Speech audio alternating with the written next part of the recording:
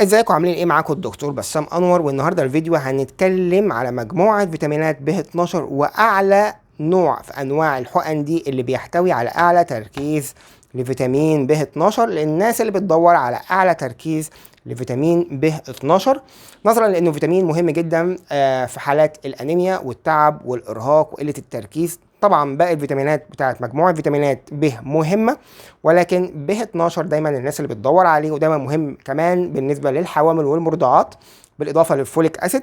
فخلونا نعرف انهي نوع في الانواع دي اعلى تركيز في فيتامين ب 12، ونبدا الاول بالاومنيفيرا ونبدا بالليفا بايون. طيب لو جينا بصينا يا جماعه تركيبه الاثنين، هنلاقي ان الاومنيفيرا بيحتوي على الثيامين بتركيز 5 مللي جرام، وهنا برضو الثيامين في الليفابايون اللي هو فيتامين ب 1 بتركيز 5 مللي جرام. وهنلاقي هنا الاومنيفيرا بيحتوي على البيرودوكسين، وهنا برضو بيحتوي على البيرودوكسين في الليفابايون، الاومنيفيرا بيرودوكسين والليفابايون بيرودوكسين، الاثنين بتركيز 4 مللي جرام، والنيكوتيناميد موجوده في الاثنين بتركيز 20 مللي جرام. والسيانوكوبولامين اللي هو فيتامين ب 12، فيتامين ب 12 يا جماعه بيبقى موجود في عده صور، منها السيانوكوبولامين، منها الميثايلكوبولامين، منها الهيدروكسيكوبولامين او الهيدروكسيكوبولامين.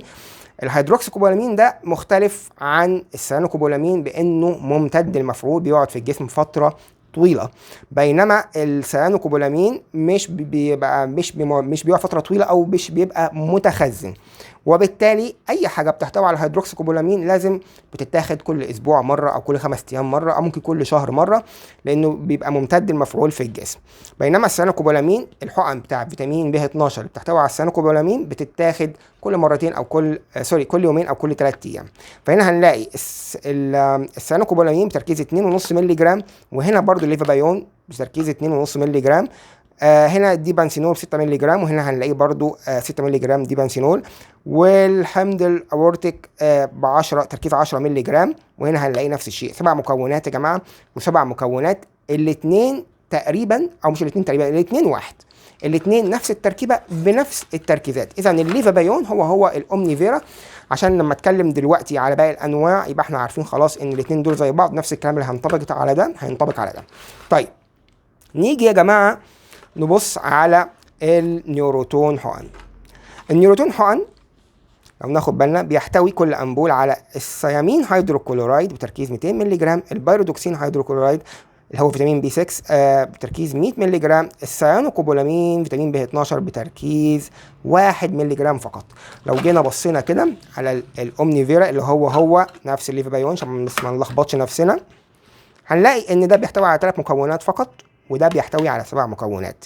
الثيامين هيدروكلورايد اللي هو ده هنا في النيوروتون بتركيز 200 مللي جرام، في الاومنيفيرا والليفابايون بتركيز 5 مللي جرام، اذا النيوروتون اعلى.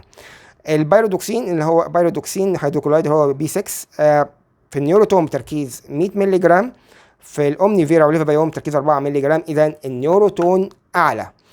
بالنسبة للسيانوكوبولامين فيتامين ب 12 في الأومنيفيرا والليفابايون بتركيز 2.5 مللي جرام، بينما في النيوروتون بتركيز 1 مللي جرام، إذا فيتامين ب 12 موجودة في الأومنيفيرا والليفابايون بتركيز أعلى من النيوروتون. حلو. نيجي يا جماعة نتكلم على البيكوزيم. كتير من الناس بتحب البيكوزيم على اعتبار ان هو مستورد وان هو بيحتوي على كل الفيتامينات وان هو نوع نظيف. عامة دلوقتي البيكوزيم يا جماعة بدأ يتصنع في مصر، بس مشكلة البيكوزيم اللي تغيب عن أغلب الناس. البيكوزيم مجموعة فيتامينات ب حلوة، بي 1 بي 2 بي 5 بي 6 النيكوتيناميد، ولكن ينقصه فيتامين ب 12. البيكوزيم يا جماعة على عكس اعتقاد البعض لا يحتوي على فيتامين ب 12 اللي الناس كتيرة بتدور عليه، إذا ده هنطلعه خارج المقارنة ونروح نشوف الديبوفيت. الديبوفيت ب 12 هو فيتامين ب 12 فقط، لا يحتوي على باقي فيتامينات بي اللي احنا بنحتاجها، ولكن هو بيحتوي على 1000 مايكروجرام فيتامين ب 12. 1000 مايكروجرام بتساوي 1 ملي جرام. طب هينفع نقارن الديبوفيت بالنيوروتون او بالاومنيفيرا في التركيز بتاعه؟ هنا بيحتوي على 2.5 ملي جرام في الاومنيفيرا اللي هو الليفابايون، والنيوروتون بيحتوي على 1 ملي جرام. بينما الديبوفيت بيحتوي على الهيدروكسيكوبولامين بتركيز 1 مللي جرام. ال1 مللي جرام بتاعت دي مختلفه عن دي ومختلفه عن دي. ليه؟ الديبوفيت انا قلت من شويه ان التركيبه او الفيتامين ب 12 بيبقى موجوده في 3 صور: الميثايلكوبولامين والسيانوكوبولامين والهيدروكسيكوبولامين. الهيدروكسيكوبولامين ده بيفرق عن الباقي في انه ممتد المفعول، يعني بيقعد تاثيره في الجسم فتره طويله بالاسبوع والاثنين، ولذلك لما هتلاقي ان الديبوفيت بيتاخد حقنه كل اسبوع او حقنه كل 5 ايام، فنقدر نعتبر ان الديبوفيت الاغنى والاعلى بتركيز ب 12، مش عشان تركيزه قليل، ولكن عشان خاطر هو التركيز القليل ده بيقعد في الجسم لفتره طويله، بيديك تركيز المطلوب ليك. يعني انت ممكن تاخد شهر واحد حقنه كل اسبوع وتوقف.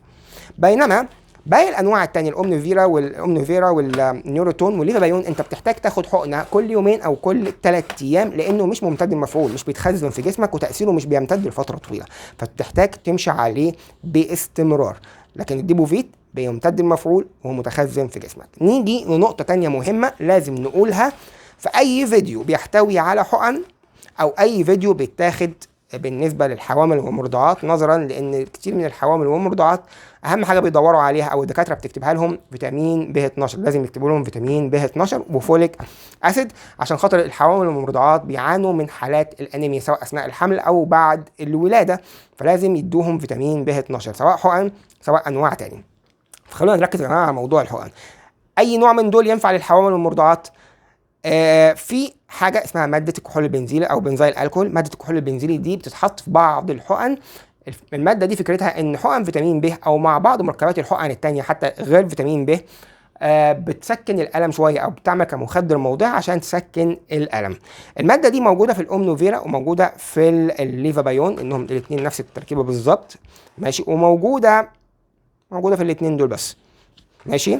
الماده دي مشكلتها مع الحوامل والمرضعات انها بتوصل للجنين او بتوصل للطفل الصغير بتركيزات عاليه. جسم الطفل غير قادر التعامل مع الماده دي، وبالتالي بتتراكم في جسمه لحد ما توصل لمستويات التسمم. الجسم مش قادر يتعامل معاها، سواء جنين او سواء بعد ما يتولد، بيوصل من خلال لبن الام في الرضاعه للطفل الصغير. لو جنين لا قدر الله ممكن تحصل تشوهات خلقيه او ضعف في القدرات العقليه، او لا قدر الله ممكن تؤدي لوفاه الجنين اثناء الحمل.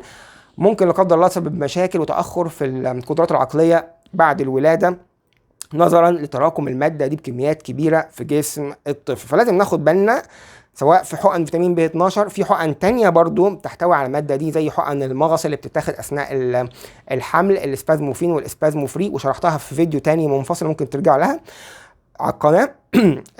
ناخد بالنا برضو اي حقن بتحتوي على بنزيل الكحول او كحول البنزيلي ما ينفعش تتاخد اثناء الحمل. الليفابايون والامنيفيرا الاثنين دول بيحتووا على كحول البنزيلي، دول ما ينفعوش اثناء الحمل، برضو تركيزاتهم عاليه ولكن ما ينفعوش اثناء الحمل.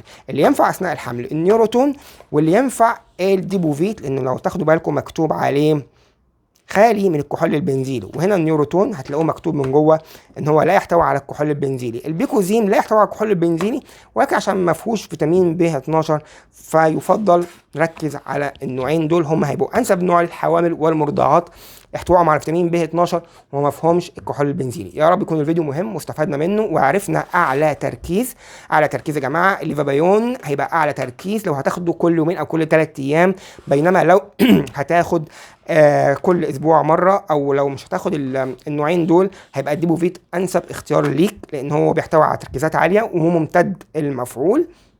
النيوروتون اقل تركيز لفيتامين ب 12. البيكوزيم لا يحتوي على فيتامين ب 12. يا رب يكون الفيديو مفيد واستفدنا منه. لو الفيديو عجبنا ما ننساش نعمل لايك وشير وتشترك على القناه وتفعل جرس الاشارات عشان توصلنا الفيديوهات الجديده اول باول. اشوفكم على خير يا رب ان شاء الله الفيديو الجاي.